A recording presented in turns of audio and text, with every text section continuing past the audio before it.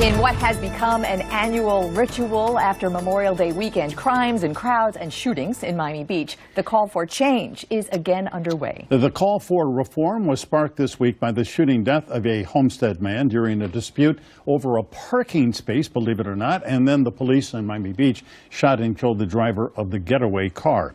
That disturbing incident happened in addition to a lot of drunken behavior by partiers. For Miami Beach leaders have debated ways to deal with the fallout from Urban Beach Week, and this week Mayor Philip Levine called for a ban on alcohol sales after 2 a.m. on Ocean Drive, and that brought a quick backlash from Ocean Drive clubs, bars, and hotels. Mayor Levine is here to talk about that proposed curfew and, in the bigger picture, how to balance a city's image as party central and a safe, quality place to live. Mitch Novick is the owner of the Sherbrooke Hotel in South Beach. He has spoken out forcefully against inappropriate, sometimes criminal behavior that he has witnessed firsthand and posted video showing drunken brawls and crazy driving and other things. And also joining us, the mayor of Fort Lauderdale, Jack Seiler, to give us perspective on what that city has done to reduce what is years of chaos on the beach caused by spring break. And Mayor Seiler, we appreciate you joining this panel because I think you give perspective of what could be with all of the things that Miami Beach is going through right now. Gentlemen, great to have you here. So, Mr. Mayor, tell us, how would stopping serving alcohol, booze on Ocean Drive at 2 a.m. fix the problems of Ocean Drive? Well, Michael, I can tell you this. There's no specific one answer. But we've been working on this for a few years. And, for example, we rolled back liquor on the sidewalks from 5 a.m. to 2 a.m. Right. What ends up happening is, throughout Miami Beach, you can go and have liquor till 5 a.m. at our hotels, our clubs. But on Ocean Drive, what we have there is an open air, almost like this bizarre environment where people are coming to party till late at night. And unfortunately, you have prostitution, you have drug dealing, and it's become mayhem. We're putting so many police assets there, and the residents of Miami Beach want those police assets in other areas to protect their homes and their apartments. If you roll it back to 2 a.m., last call's at 1:30. People won't be as inclined to go out that late, knowing that is not a place to go wild all night. You know, we were just looking at a video. I think, Mitch, it was your video, and you as a hotel owner or a property owner, you have been very involved in, you have a blog, or can I call it a blog? The South Beach Sludge Report. Where you make public a lot of what you see in real time. And is this, to you as a property owner, is this a Memorial Day weekend problem, or has something happened to the tone and tenor of Ocean Drive and South Beach? Something has happened, and it's been in a decline for about 10 years. Why? I attribute it entirely to open-air entertainment.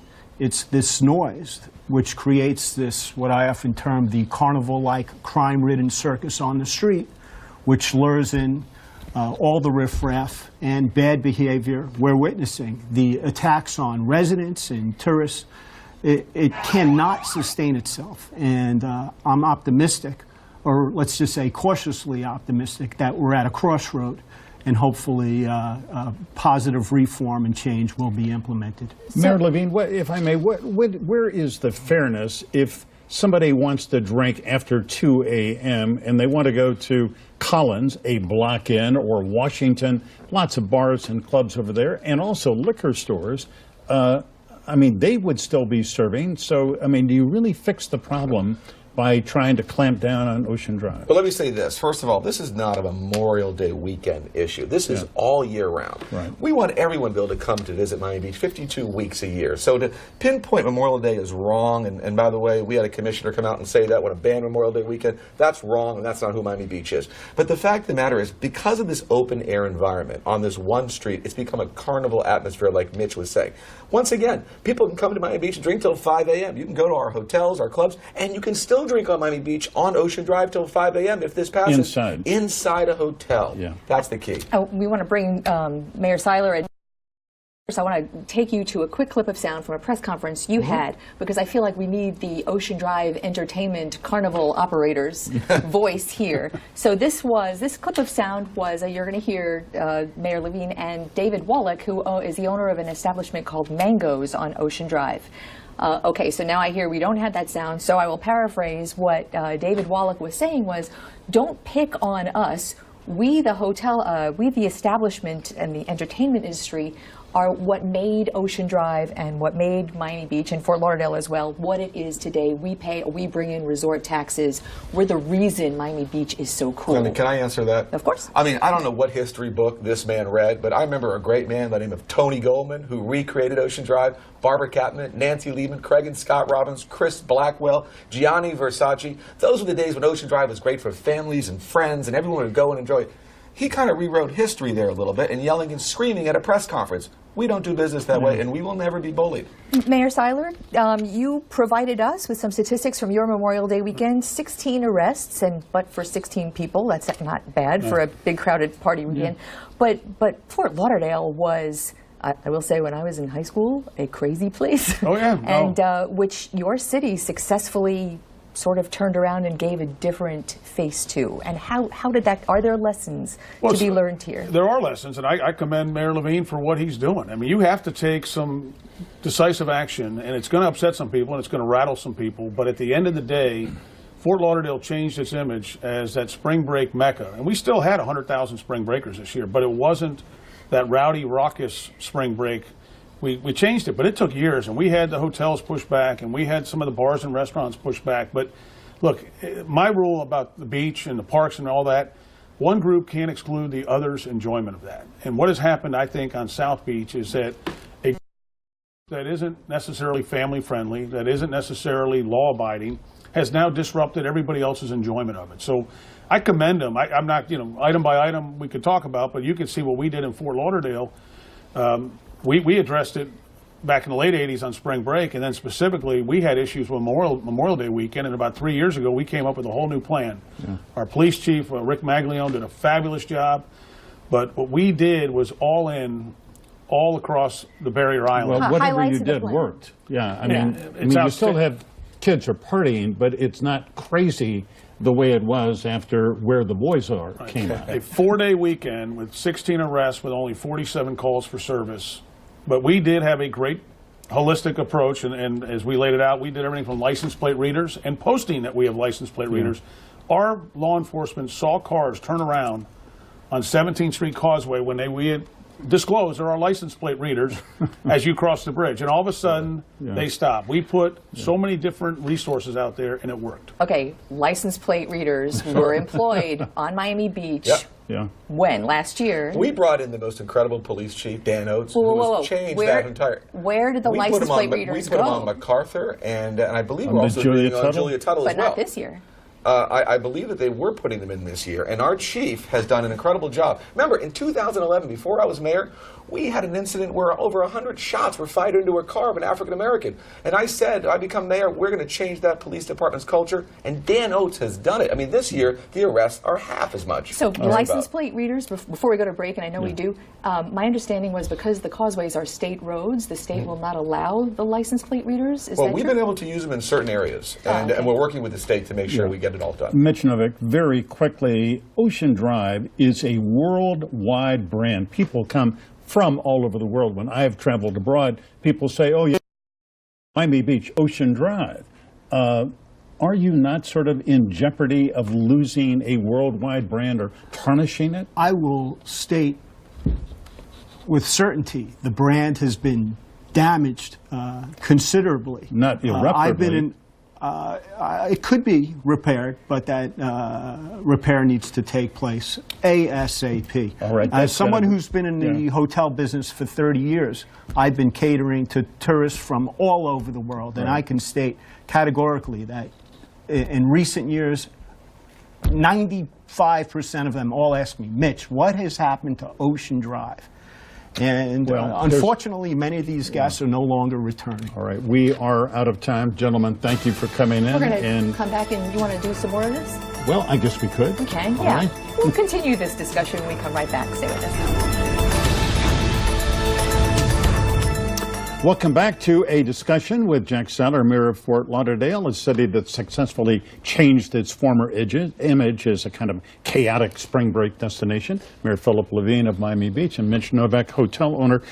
Mayor Levine, this week a commissioner on Miami Beach, Kristen Rosen Gonzalez, sent out an email in which she said, and I'm trying to characterize this accurately, that Miami Beach police need to take off their body cams because the body cameras are inhibiting them enforcing laws, and she said they need to get their bullets back. I'm not sure exactly. We'd have to have her here to explain what she meant, but how did you interpret it? Well, it was an outrageous statement to make. I am hoping that the commissioner made a mistake, and I think she's come out and apologized for her mistake.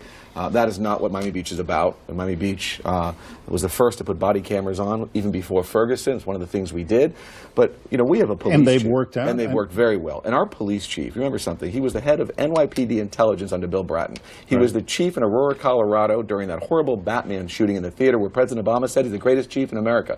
What he has done has been no less than fantastic on Miami Beach. And so police have been aggressive enough on Ocean Drive 100%. and other parts of the city? 100%. And by the way, it's like the question, of course, with our police is, do you want to put that much more resources in one little section? It makes no economic sense, and the brand damage, like Mitch said, is overwhelming for us. You know, with all the focus on the police, and Jack and I were talking during the break about all the programming that you're doing during the weekend. There's also, you know, in my mind, there are a set of codes and laws in the city. Mitch is a property owner. Why not focus on the codes and enforcing the codes really strictly? Because I will tell you, I spoke to a hotel front desk woman, not the owner, who says that they rent $250 a night rooms to 2 people, and then there's 20 in the room, and nobody does anything about it. Why not focus on the codes already there and crack down, and would that help? Possibly. I've always asserted the problems on Ocean Drive are not a police issue. They're entirely a zoning issue. I spoke about the open-air entertainment earlier, and that is the crux of the problem. The larger issue are the commissioners and political candidates who take enormous contributions of what the legal amount they can take. They become beholden to these special interests. And I'm wondering, with this impending vote for the mayor's legislation to roll back closing time and abate the noise, I'm wondering why some commissioners are still continuing to do backflips supportive of their special interests that they're beholden to. You know, the counter-programming, the RNC show, I know, is one step to counter-program against other programming that you're not inclined to enjoy. In Fort Lauderdale, Mayor, you did that, and that worked for you, counter-programming? Fantastic. We programmed Monday as a family fun day. We actually made a considerable effort with multiple departments out there, but really created a very family-friendly environment, which truthfully just isn't cool to hang out with some of the crowd that wants to disrupt that. And so we did that on Monday. On Sunday, we actually had more of a musical day, but so works extremely well. Saturday is our Great American Beach Party, car show from the 30s, 40s, 50s, 60s. That nostalgic day, again, is not a type of atmosphere that creates disruption. And so we really programmed the whole weekend around that. And then we've also, as I just told you, we're now putting in our budget for this coming year a nighttime management team that'll oversee Fort Lauderdale's nighttime economy and address that very specifically. Well, it sounds like a wise move. Mayor Levine, before we run out of time, a delicate topic is race and the fact that Urban Beach Week is predominantly an event that attracts young black men and women, the overwhelming majority of whom just want to come and have a good time and obey the law and have a party. But there are some people who are saying your proposal is not sensitive to black visitors to Miami Beach. Right. And Michael, I think it's not mine. I think it was another commissioner's proposal. My proposal all year round in this one section, because as I said before, I don't even necessarily believe that we need to do counter-programming, because if this demographic enjoys Miami Beach, they've been enjoying it for years, it's been going relatively well over the last 5 years. We had one incident the other night, but we need to make sure whatever we do, what we need to do is make sure that whatever we do is all year round, because it has nothing to do with one specific weekend. It has to do with this section of town. And that will be the last word. Thank you so much for coming in, everybody. I know this goes fast, right? Jack Seiler, thank you. Mitch Novick, Mayor Levine, great to see you. Up next, we take it all.